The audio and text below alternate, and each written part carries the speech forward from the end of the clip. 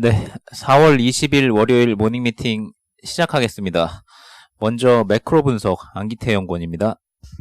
예, 17일에 금요일에 이제 중국 데이터들이 나왔고요. GDP는 1분기께 역성장 마이너스 6.8% 나왔고, 3월 데이터들을 이제 올라오는 걸로 이제 낙폭을 줄이는 걸로 나오는데요. 그러니까 이제 코로나 좀 중국에서 억제된 이후에 3월 데이터들이 낙폭을 줄이는 쪽으로 나오고, 특이한 거는 이제 실업률이 중국이 이제 5.9% 3월 달에 전월 대비 하락으로 나왔습니다.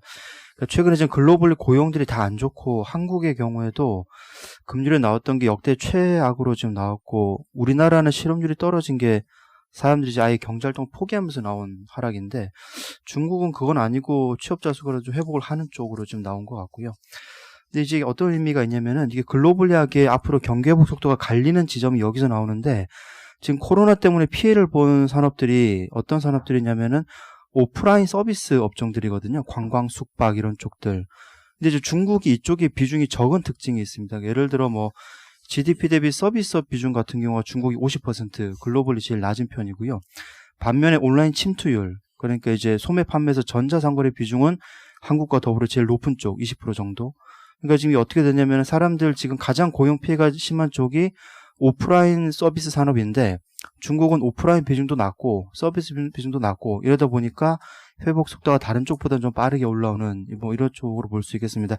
반면에 미국이나 유럽 같은 선진국, 특히 유럽 같은 경우에는, 그러니까 중국이 지금 3월 달에 코로나 잡힌 이후 데이터를 보여주고 있는데, 만약에 5월, 6월에 유럽이 잡히더라도 유럽은 이게 속도가 훨씬 더딜 수밖에 없는, 왜냐하면 그쪽은 관광이나 서비스 비중이 높은데, 일단 한번 얻어맞은 이후에 이런 오프라인 서비스가 그렇게 회복이 쉽지 않을 것 같다. 아무래도 해외 관광 이런 게 좀 잘 안 될 것 같으니까 그런 면이라서, 앞으로 이제 방향에 있어서는 EM 쪽은, 그러니까 중국 쪽은 2분기 데이터들이 좀 먼저 돌아서는데, DM은 그보다 좀 훨씬 늦은 속도로 좀 돌아서지 않겠나, 좀 그렇게 보고 있습니다. 네, 이상입니다. 결국 좀 중국, 동아시아 쪽에 제조업에 살려고 하면은 유럽 쪽에 서비스업이 올라야지 그쪽 소비가 계속 이어지면서 좀 같이 선순환 구조로 갈 거 아니에요?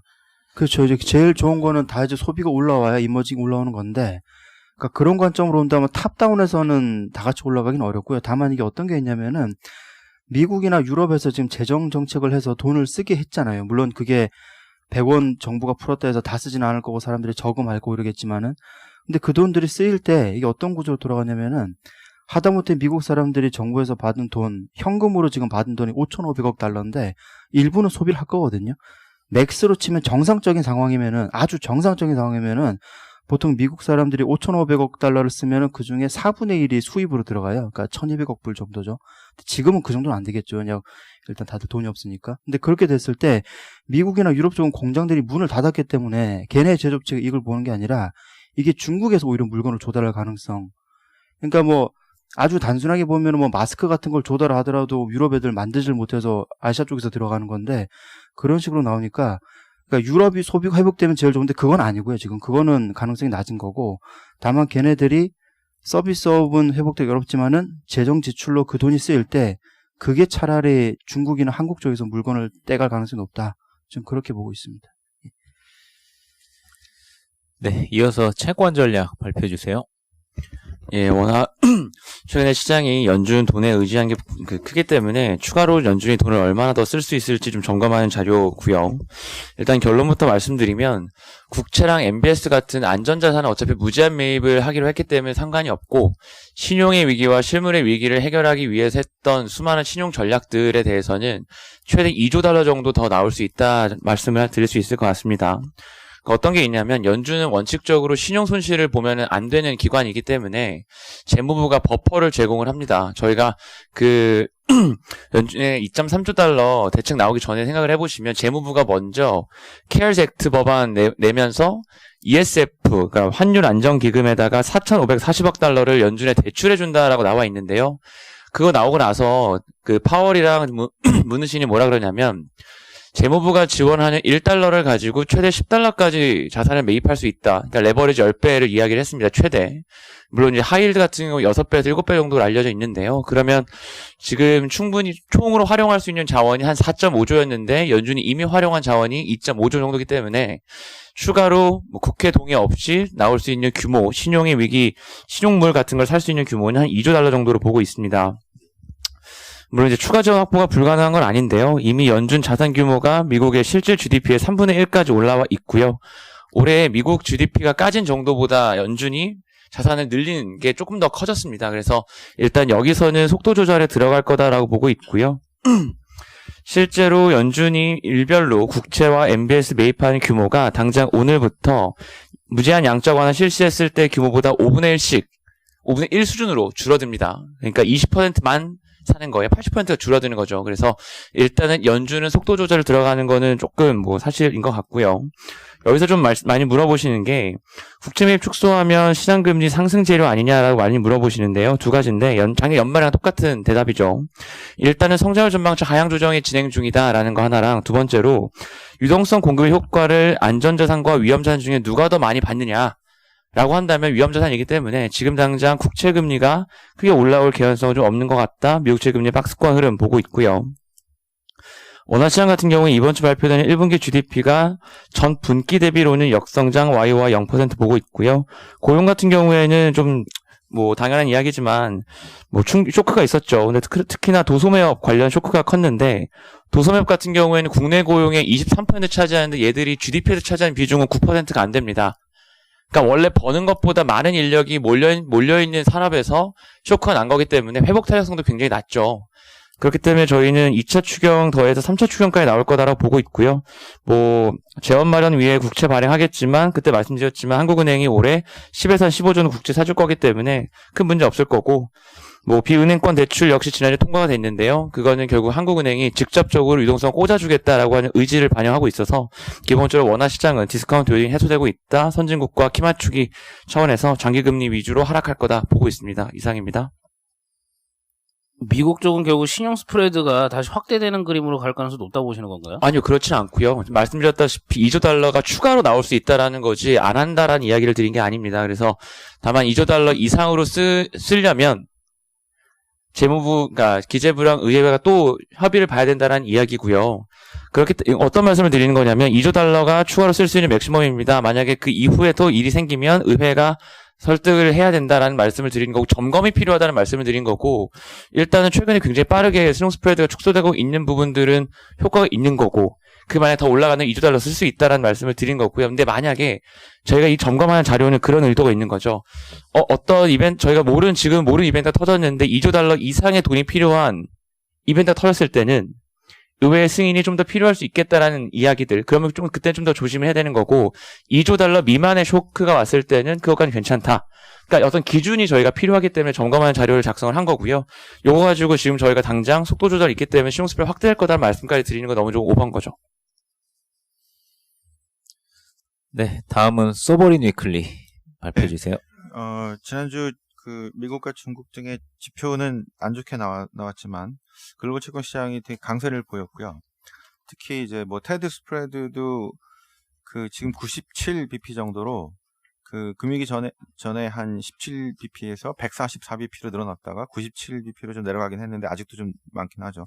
그래도 이런 달러 유동성이 조금씩 완화되고 있다고 판단되고 있어서요.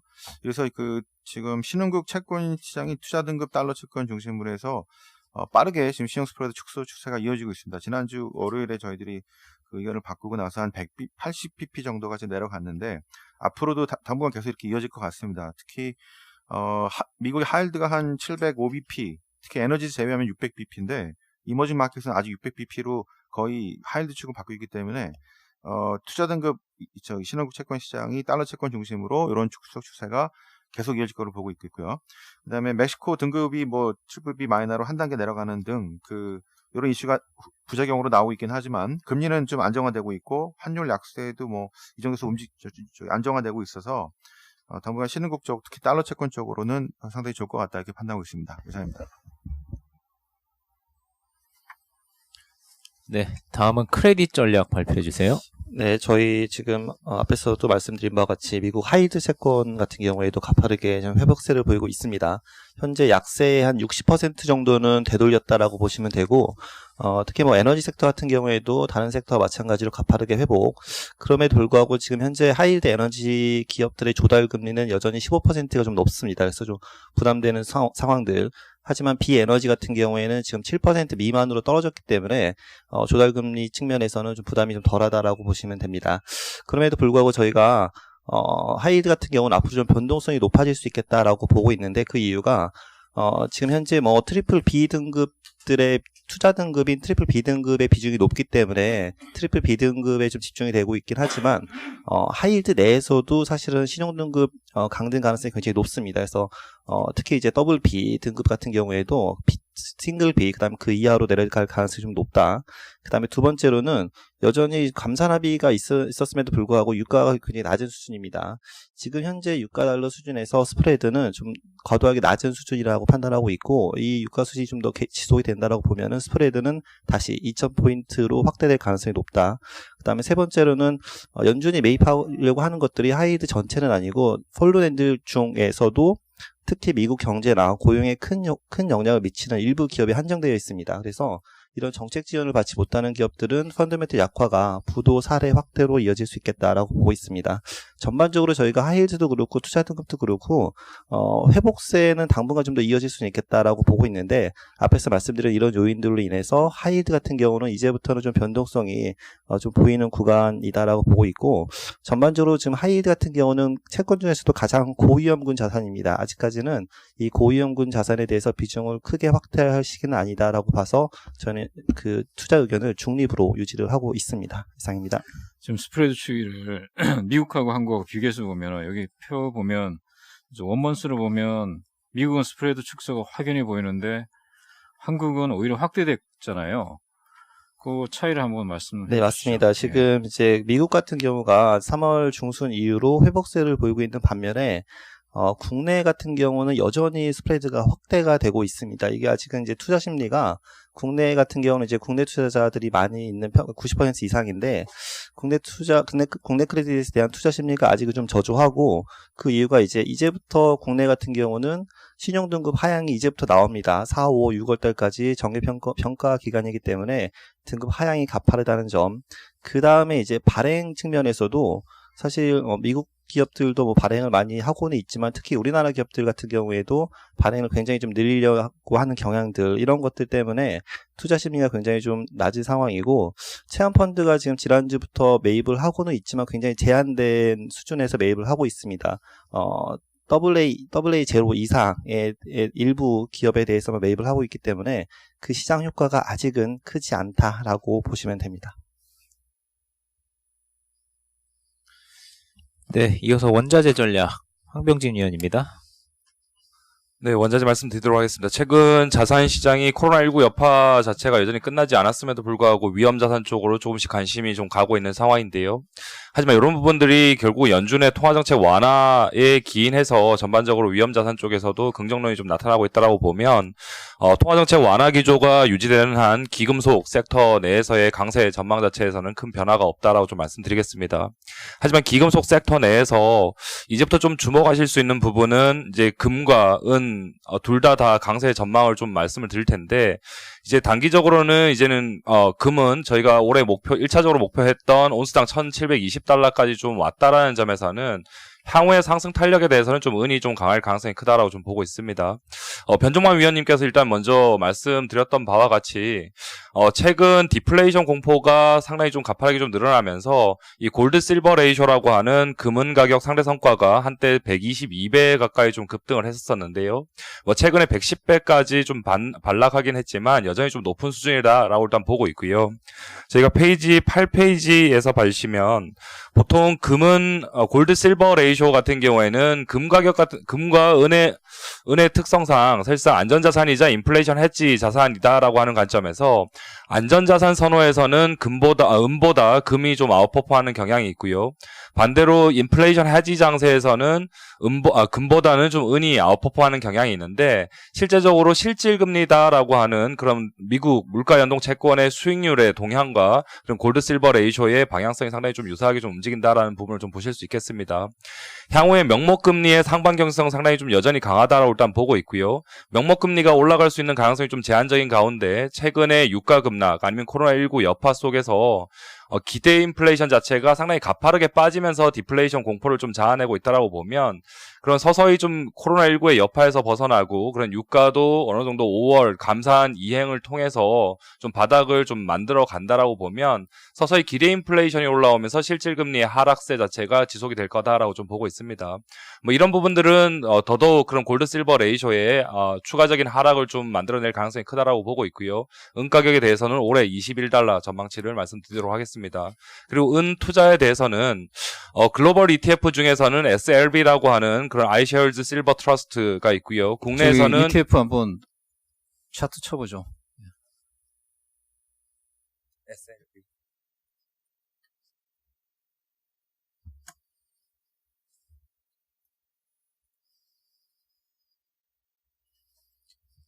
계속 말씀하시면. 네, 국내에서는 은 가격을 추종하는 그런 ETF로는 코덱스 은선물 ETF가 있습니다. 그리고 글로벌 주식형 ETF로는 은 광산 기업에 투자하는 글로벌 X 실버 마이너 ETF가 있다는 부분까지 좀 말씀드리도록 하겠습니다. 이상입니다. 롤오버 코스트나 이런 건 어떻게 되나요? 금은 ETF 같은 경우에는 일단 미국에 상장된 금은 ETF는 그런 선물이 아닌 실물을 기반으로 하는 ETF이기 때문에 롤오버 코스트는 존재하지는 않고요. 하지만 보유 비용은 좀 존재한다라고 좀 말씀드리겠습니다. 반대로 국내에 상장된 ETF 같은 경우에는 선물에 기반을 하고 있고요. 하지만 원유보다는 롤오버 비용 자체는 좀 적다라고 일단 보는 부분은 원유의 경우에는 WTI 선물이 매월마다 상장되어 있기 때문에 롤오버 기간도 매월마다 일단 도래를 하고요.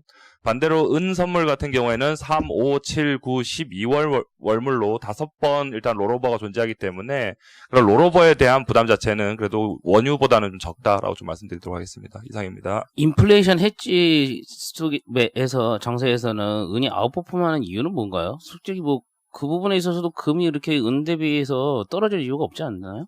기본적으로 인플레이션 해지라고 하는 부분이 인플레이션의 정의 자체가 자산 가격이 지속적으로 오르는 현상이라고 보면 인플레이션 해지 기능은 금만 가지고 있는 게 아니라 원자재 시장 전반적으로 좀 가지고 있다고 좀 보시면 될 것 같아요. 그렇게 보면 은은 50% 이상이 산업용 그런 수요로 사용된다는 점에서 금 가격과 구리의 특성을 다 가지고 있다고 보시면 될 것 같고요. 금 가격과 구리 가격이 동시에 사실상 강세를 보일 수 있는 구간이 인플레이션 해지다라고 보면 두 가지의 특성을 모두 보유한 은 같은 경우에는 좀 베타가 좀 더 크게 좀 움직일 수 있다라고 좀 말씀드리겠습니다. 네, 이어서 산업기업 분석으로 넘어가겠습니다. 손해보험 산업 정준섭 연구원입니다. 예, 손해보험 자료 작성했습니다. 예, 제목은 손해보험에도 볕들 날이 온다라는 거고요. 예, 제목 그대로 손보 쪽도 이제는 턴어라운드 할 때가 아닌가라고 보고 있습니다. 예, 손보사 같은 경우는 2017년에 역대 최대 순이익을 이제 기록한 이후에 2018년, 19년 2년 연속 두 자릿수 감이익을 보였는데요. 이제는 2020년 이제 드디어 좀 이제 실적이 개선될 타임이다라고 보고 있고요. 그 이유는 상반기는 역시 코로나19 반사이익이 있다 볼 수 있습니다. 4페이지 그림 1번 보시면요. 자동차 보험 손해율 차트입니다. 이게 올해 1분기 같은 경우는 전년 동기보다는 한 1에서 2%포인트 올라갈 거로 보고 있는데 이게 사실 기존 전망보다 크게 낮아진 겁니다. 당초 전망은 한 1분기 손해율이 91% 정도로 봤었는데 지금 수정된 전망은 한 86 정도로 보고 있고요. 2분기부터는 전년 동기 대비 확연하게 좀 낮아지는 그림이 나올 것으로 예상을 하고 있습니다. 이게 당초 전망은 이제 작년에 보험료 올린 거 그리고 올해 초까지 보험료 올린 걸 반영해서 하반기 정도는 돼야지 개선되겠다 이렇게 전망했었는데 그 개선의 시점이 좀 더 앞당겨졌다라고 보시면 될 것 같습니다. 그다음에 코로나의 반사이익으로 사실 자동차보다 좀 더 많이 기대가 된 게 장기 쪽입니다. 사람들이 이제 코로나 때문에 병원을 안 가니까 그만큼 이제 병원 보험금이 이제 줄어들 거고 그게 손해율의 개선에 기여할 거다라고 보고 있고요. 보통 사람들이 병원에 갔다 와서 보험금을 청구하는 데까지 한 달 정도 걸립니다. 코로나19가 시작된 게 1월 말이었고 또 심각 단계로 접어든 게 2월 말이었기 때문에 사실 장기 위험 손해율의 개선은 1분기보다 2분기가 좀 더 클 겁니다. 그래서 2분기에는 확연하게 뚜렷하게 손해율이 좀 개선이 될 거다라고 보고 있고요. 그리고 또 하나 보고 있는 게 사실 사업비 개선입니다. 작년까지 손보업계가 서로 이제 돈을 쓰는 경쟁을 했거든요. 이제 시책 경쟁을 하면서 서로 이제 신계약을 늘리는 이런 경쟁을 했었는데 작년 말부터 완화 조짐이 나타났습니다. 이제 메리츠 화재가 여기에서 경쟁에서 이탈을 했고요. 메리츠가 이탈하면서 삼성, DB, 현대 대형 3사 모두 경쟁의 피치를 낮췄습니다. GA 쪽에 나간 시책을 한 150% 정도 낮췄고요. 그래서 이제 올해 상반기부터는 좀 이제 사업 비율도 좀 내려갈 거다 이렇게 보고 있습니다. 거기에 또 하나 볼 수 있는 게 코로나19인데요. 사실 이제 올해 4월 달 예정이율 인하를 했기 때문에 그에 앞서서 3월 달에는 절판 마케팅이 예상됐습니다. 그런 우려가 있었는데요. 근데 코로나19 때문에 대면 접촉이 좀 어려워지면서 실제로는 절판도 거의 없었던 것으로 확인이 되고 있습니다. 상반기가 이제 코로나19 효과다라고 보면 하반기엔 역시 자동차 손해율 개선이 있을 것 같습니다. 거기에다 앞서 말씀드린 것처럼 연중 사업비 완화까지 기대할 수 있을 거고요. 5페이지의 그림 8번 보시면은 이런 걸 반영을 했을 때 이제 손보사 단기 순이익은 1분기에는 마이너스 9% 대신 2분기부터는 이제 플러스로 증익하는 그림으로 전환될 거다 이렇게 예상을 하고 있습니다. 물론 손보 쪽에도 리스크 요인이 없는 건 아닙니다. 이제 첫 번째는 코로나19가 종식된 이후 하반기 정도 되겠죠. 이때 손해율이 분명히 이제 올라가긴 할 건데 그 손해율이 예상보다 훨씬 더 많이 올라갈 가능성이 있죠. 상반기 때 이제 병원에서 과잉치료를 못했으니까 그걸 하반기에 좀 벌충하려고 하는 움직임이 나타날 수도 있습니다. 그리고 두 번째는 이제 뭐 요즘 국민들 워낙 어려우니까 정부에서 뭐 이제 보험료를 좀 낮추는 게 어떻겠느냐. 자동차 보험이요. 그런 여론이 좀 형성이 될 가능성도 있고요.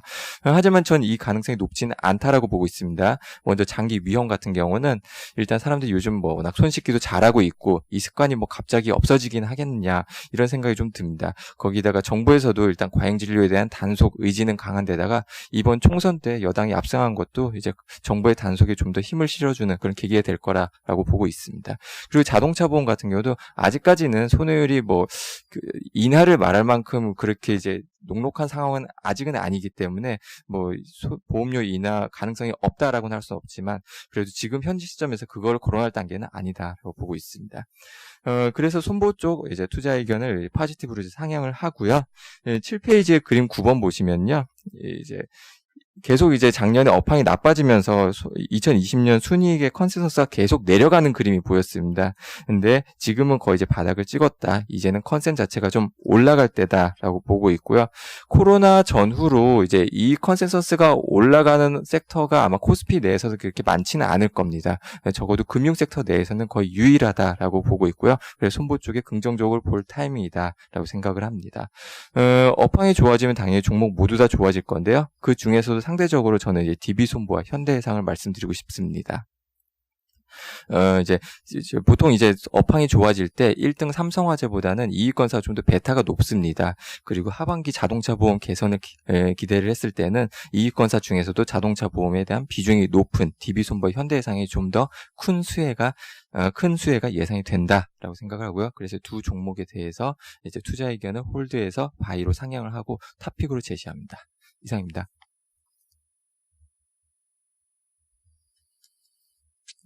네, 질문 없으시면 여기 지금 투자 포인트는 뭐 다 이해를 하셨을 것 같고요. 근데 코로나 사태가 거의 진정된다. 그렇다면 또 상황이 좀 많이 달라질 수 있잖아요. 예, 그 점을 좀 말씀해 주시죠. 코로나를 저는 일단 2분기까지 지속되고 하반기에 개선된다라고 가정을 했습니다. 그럼 이제 말씀드린 것처럼 3분기부터는 손해율이 당연히 올라가긴 할 겁니다. 하지만 이게 실적을 보시면은 작년에 이제 실적이 본격적으로 나빠진 게 2분기, 3분기부터거든요. 그래서 그 기저 효과를 감안하면 사실 올해는 이제 코로나19 때문에 손해율이 올라간다라고 가정을 해도 이익이 감익이 될 가능성은 높지 않습니다. 오히려 이제 큰 폭의 증익이 예상이 되는 상황이고요. 그리고 또 하나 말씀드렸던 게 그 코로나 종식이 된다 하더라도 이게 예전보다 더 높은 수준으로 손해율이 상승할 가능성은 그렇게 크지는 않다라고 보고 있습니다. 과거에 이제 메르스 때를 보셔도요. 메르스 종식 이후에 당연히 손해율이 반등하긴 했습니다. 하지만 그게 과거보다 더 높은 수준으로 올라가지는 않았습니다. 이게 사람들의 위생 습관이 상향 뭐 이런 것들도 같이 반영이 된 걸로 보고 있습니다. 투자이익 부분은 좀 어떻게 좀 저희 각사별로 좀 되는지랑 좀 하나손해 보면 홀드인데 솔직히 이런 회복금융에서는 가장 안 좋은 해가지고 회복률이 높고 주가 탄력도 높은데 그쪽은 좀 좋게 볼 만한 그 뭐 근거는 없는 건가요? 일단 먼저 투자이익부터 말씀을 드리면요. 일단 올해는 이제 작년 같은 처분이익은 거의 없을 거라고 보고 있습니다. 1분기에는 일부 있었던 걸로 파악이 되는데요. 2분기, 3분기 보험 영업 지표가 좋아지는 국면에서는 굳이 투자를 무리해서 날 필요가 없습니다. 그래서 사실 이제 손해율 좋아진 거에 비하면은 이익의 증익폭이 그렇게 크지는 않을 수는 있는데요. 근데 이거는 반대로 얘기해 보면은 그만큼 보험사 이제 본질적인 이익은 좀 더 많이 좋아진다라고 볼 수 있기 때문에 좀 더 긍정적으로 볼 수 있는 측면이 있지 않나 생각이 됩니다. 그리고 또 하나 특이 요인이 있다면 현대해상이 3분기에 처분이익 대규모 낼 겁니다. 강남 쪽 사고 매각할 예정인데요. 회사에서는 최소 1,000억 이상 이제 이익을 예상하고 있고요. 일회성이지만 이건 아마 올해 배당 재원으로 활용될 거기 때문에 투자 쪽에서 주가 측면에서 나쁘진 않을 거라고 보고 있습니다. 두 번째로 하나손보 같은 경우는요. 지금 경영관리 대상입니다. 그래서 사실 실적이 생각보다 더 빨리 좋아질 수는 있어요. 다만 이제 하나손보가 약간 걱정이 된다라는 포인트는요. 일단 보험료를 이제 상위사 대비 너무 급격하게 빠르게 올렸다라는 거는 자칫하면 이 회사가 시장에서 갖는 영향력이 급격하게 축소가 될 우려가 있거든요. 그래서 하나손보 같은 경우는 이제 시장 점유율까지도 같이 좀 체크를 해야 된다라는 게 첫 번째 요인이 될 것 같고요. 그리고 두 번째는 이제 과거에도 보면 하나손보는 이제 상위사보다 실적 개선에 좀 한 템포 느렸습니다. 상위사 먼저 개선되고 그 다음부터 이제 하나손보가 좀 좋아지는 그림이 보였기 때문에 이번에도 하나손보를 뭐 굳이 먼저 베팅할 필요보다는 현대해상TV 좋아지는 거 확인하고 들어가자. 전 그렇게 말씀을 드리고 싶습니다. 네, 이어서 일진다이아 발표해 주세요. 네, 일진다이아 말씀드리겠습니다. 지난주 총선에서 정부 여당이 압승을 하면서 주식시장에서도 관련 수혜주를 찾는 움직임이 나타나고 있는데요. 정부 여당의 주요 정책 과제 중 하나가 지속가능 사회, 수소경제 활성화, 수소차 보급 확대인 만큼 수소차 대장주인 동사의 주가도 긍정적인 흐름이 예상되어서 자료를 작성하였습니다. 우선 본업인 공업용 다이아몬드 부분 파업이 장기화되고 코로나19 영향에 따른 완성차 가동률 하락을 반영하여 목표 주가를 33,000원으로 하향합니다. 다만 수소차, DPF 보조금 확대, 수소경제법 제정 등 정부 지원 정책 강화가 예상되고 있기 때문에 투자 의견은 바이를 유지하겠습니다. 이 회사 같은 경우는 본업인 공업용 다이아몬드 부분에서 장기간 파업이 지속되면서 주가와 실적에 악영향을 미쳐왔는데요. 향후 파업 리스크는 지속될 전망이나 주가와 실적에 미치는 영향은 제한적으로 작용할 것으로 판단합니다. 우선 대체 인력 투입으로 추가적인 가동률 하락 가능성은 제한적인 상황이고요. 자회사 복합 소재의 실적 고성장으로 인해 본업인 공업용 다이아몬드 부분의 연결 매출 비중이 19년도에 50% 이하로 내려갔고 올해는 37% 정도로 축소될 것으로 예상되기 때문에 주가에 미치는 영향력은 더욱 감소할 것으로 보고 있습니다. 현재 노조 현황을 좀 업데이트 드리면 지난주 목요일에 단체 협상은 타결이 되었고요. 이제 임금 협상에 돌입하였습니다. 이제 장기간 파업이 지속되면서 양측 모두 피로도가 많이 쌓여 있고 이제 시국인 만큼 기존보다는 좀 완화된 스탠스를 보이고 있어서 근시일 내에 긍정적인 뉴스가 기대되고 있는 상황입니다. 이처럼 기존 노조 파업 리스크는 완화되는 가운데 이 정책 수혜는 지속될 전망인데요. 정부의 수소차 보급 확대와 미세먼지 정책에 힘입어 자회사 일진 복합 소재의 실적은 2020년도에도 성장세를 이어나갈 것으로 전망합니다. 올해 정부의 수소차 보급 계획은 1280대로 전년 대비 2배 가까이 증가되었고요. 코로나19 확산에 따라 완성차 공장 가동률 하락 리스크는 존재하지만 정책 지원 강화와 해외 수출분까지 고려할 경우 올해 현대차 넥소 생산량은 보수적으로도 1200대 수준은 가능할 거다라고 보고 있습니다. 이에 따른 복합소재 용기 부분의 2020년 매출액은 526.1억 원으로 전년 대비 한 50% 가까이 증가할 것으로 전망합니다. 정부의 미세먼지 저감 정책에 따른 환경 부분의 양호한 실적 또한 기대 요인입니다. 올해 정부의 매연 저감장치 DPF 보조금 지원 예산은 1,383억 원으로 책정되었는데요. 전년 같은 경우에 본 예산이 222억 원, 추경이 1,185억 원으로 추경 집행이 좀 늦게 되면서 환경 부분의 실적에 온전히 반영되지 못했는데 올해 같은 경우는 DPF 예산이 이제 본 예산부터 많이 반영되면서 환경 부분의 분기별 고른 성장이 기대되고 있습니다. 요약해서 말씀드리면 기존 노조 파업 리스크는 완화되는 가운데 이제 정책 수혜는 지속될 것으로 보이기 때문에 동사의 주가는 한동안 좀 긍정적인 흐름을 이어갈 것으로 예상합니다. 이상입니다. 네, 다음은 휴젤 발표해 주세요. 예, 휴젤은 코로나 사태 이후에 주가 수익률 한 14%, 15% 정도 빠지면서 부진했고요. 근데 현 주가가 PER 30배 수준인데 메디톡스가 그 뉴로녹스 중국 허가 기대 시점에서 50배 받았던 점을 감안하면 여전히 저평가 상태로 판단합니다. 일단 작년 4월에 중국 허가 신청 넣었고요. 보틀렉스에. 그리고 최근에 심사 완료가 떴습니다. 그래서 30일 이내에 결과 통보를 받는데 마이너한 서류 보완 작업 거치면 6, 7월쯤에는 최종 허가 승인이 가능할 걸로 예상이 됩니다. 그래서 하반기에는 중국 수출 본격화가 기대되고요. 그리고 화장품 부분도 위생 허가는 1분기에 났는데 지금 코로나 때문에 제대로 안 되다가 아마도 2분기부터는 반등하지 않을까. 지금 중국과 한국의 빠른 코로나 확진자 감소세가 나타나기 때문에 이 국내도 성형시장 빠르게 2분기부터 회복될 걸로 전망이 됩니다. 다만 필러 쪽은 유럽이 수출 중심 국가여서 뒤늦게 확산이 됐기 때문에 2분기까지는 필러 수출은 부진할 것이다 라고 예상이 되고요. 또 경쟁사의 판매 중지로 인해서 국내 MS 확대가 기대되기 때문에 이제는 좋아질 일만 남았다라는 판단이어서 목표 주가 48만원, 투자 의견 바이 유지합니다. 이상입니다. 네, 다음으로 SJ그룹 발표해 주세요. 네, SJ그룹 처음으로 이제 자료를 썼고요. SJ그룹이 주가 이제 고점 대비해서는 코로나 사태 때문에 주가 많이 빠졌습니다. 이제 회사는 국내에서 칸골이라고 하는 스트릿 브랜드 하고 있고요. 그 다음에 헬렌 카민스키라고 하는 이제 럭셔리 브랜드를 라이센스 사업자로 이제 사업을 하고 있는데요.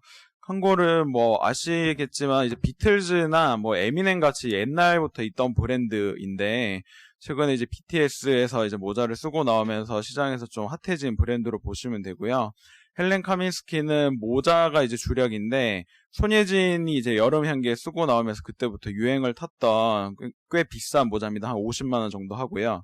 이 두 가지가 이제 주력인데 지금 3월부터 6월까지는 사실 실적을 별로 안 좋게 봅니다. 왜냐하면 오프라인 비중이 꽤 크기 때문이고 근데 흑자 기조를 유지할 것 같아요. 왜냐하면 백화점이나 아울렛에 들어갈 때 사실 이제 MG 방식으로 많이 계약을 하는데 그러니까 미니멈 개런티를 줘야 되기 때문에 고정비 부담이 있거든요. 근데 이 회사는 전부 다 이제 RS 방식으로 이제 계약을 해서 사실 흑자 기조를 유지하는 데는 어렵지 않을 것 같습니다. 좀 스트릿 패션이라고 하니까 좀 생소하실 수 있을 것 같아서 좀 말씀드리면 칸골이 회사의 이제 71% 매출이라서 주력 브랜드입니다. 3페이지 보시면 이제 무신사라고 하는 스트릿 브랜드의 그 플랫폼 중에 가장 유명한 플랫폼인데요. 무신사는 코로나 사태 전후로 오히려 MAU가 지금 늘어난 상황입니다. 그러니까 이걸 보면 이 유행 자체가 꺾인 건 아니라고 보고 있어요. 스트릿 브랜드가. 그리고 5페이지를 보시면 이제 우리나라가 이제 쇼미더머니가 유행을 타면서 사실 스트릿 브랜드들을 이제 많이들 입기 시작했는데 중국에서는 이제 랩 오브 차이나라고 해서 2017년에 쇼미더머니하고 유사한 이제 프로그램을 시작을 했고 그 당시 때 이제 IC에서 방송을 했는데 인기가 상당히 좋았습니다. 뭐 최근에 약간 이제 조금 둔화된 건 있지만 어쨌든 중국 사업에 대한 기대감도 유효하다라고 보고 있어서 올해 밸류에이션은 코로나 실적 이제 좀 안 좋은 거 감안해서 지금 9.9배로 나오고요. 내년 실적 정상화 감안했을 때는 6배대로 떨어지기 때문에 저는 성장하는 스트릿 브랜드 그리고 아까 말씀드린 럭셔리 브랜드 쪽 둘 다 가지고 있는 회사이기 때문에 상당히 좀 매력적인 회사가 아닐까 생각을 하고 있어서 코로나 이후에 보복적인 이제 소비를 감안했을 때는 충분히 지금 투자할 만한 회사라고 생각하고 있습니다. 이상입니다. 네, 이상으로 준비된 자료 발표 마치겠습니다.